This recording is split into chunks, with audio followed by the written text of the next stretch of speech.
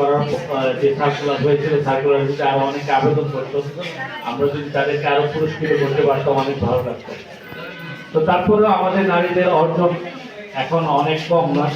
আমাদের যে বিভিন্ন পরীক্ষা হয়, পরীক্ষার ফলাফলে দেখা যায় যে মেয়ে ভালো করেছে। কয়েকদিন আগে আমরা পৌরসভা থেকে বৃত্তি নিয়েছি, বৃত্তিতে দেখা গেল যে পুরুষ আর মেয়ে এবং ছেলের ইয়া হচ্ছে 1/3, মানে 3জন মেয়ে যদি বৃত্তি পেয়ে থাকে, একজন ছেলে বৃত্তি পেয়েছে।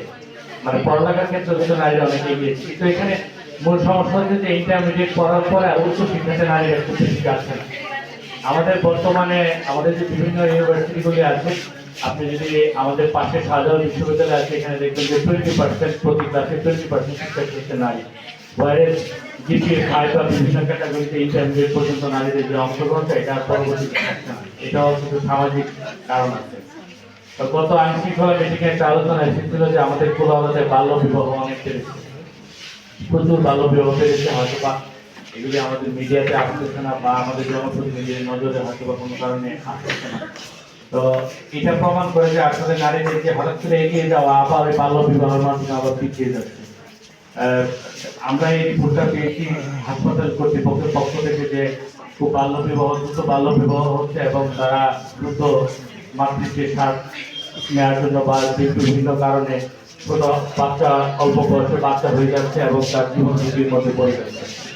তো এখানে যারা আছেন, যারা নারীরা আছেন, তাদের প্রতি অনুরোধ করবো, আপনারা এখানে কোলাহলের প্রতিনিধি হিসেবে এসেছেন, সবার কাছে এই মেসেজটা পৌঁছে দেওয়া যে আমরা যেন বাল্য বিবাহের দিকে না যাই। আর এখানে যারা পুরুষ আছেন, তাদের দায়িত্ব যে তাদের কন্যা সন্তান, তাদের বোন বা তাদের যারা পরিবারবর্গ আছে, তাদেরকে এই ভালো ফলাফল যে করেছে এই ইন্টারমিডিয়েট পর্যন্ত না রেখে তাকে উচ্চ শিক্ষা গ্রহণের সুযোগ দেয়। কারণ আসলে উচ্চ শিক্ষা যদি সুযোগটা না পায়, আসলে এই শিক্ষাটা আসলে অপূর্ণ থেকে যায়।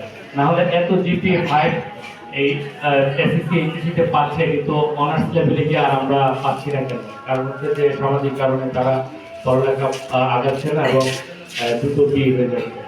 তো আজকে আমাদের যে এই প্রোগ্রামে যিনি অদম্য নারী পুরস্কার পেয়েছেন, ওনার জীবনের ইতিহাসটা আমরা শুনছিলাম, আমরা ওনাদেরকে ধন্যবাদ জানাই এবং ওনাকে দেখে আরো অনেক নারী আরো নিজস্ব চেষ্টায়, পরিবারের চেষ্টায় এগিয়ে যাবে সেই প্রত্যাশা ব্যক্ত করি।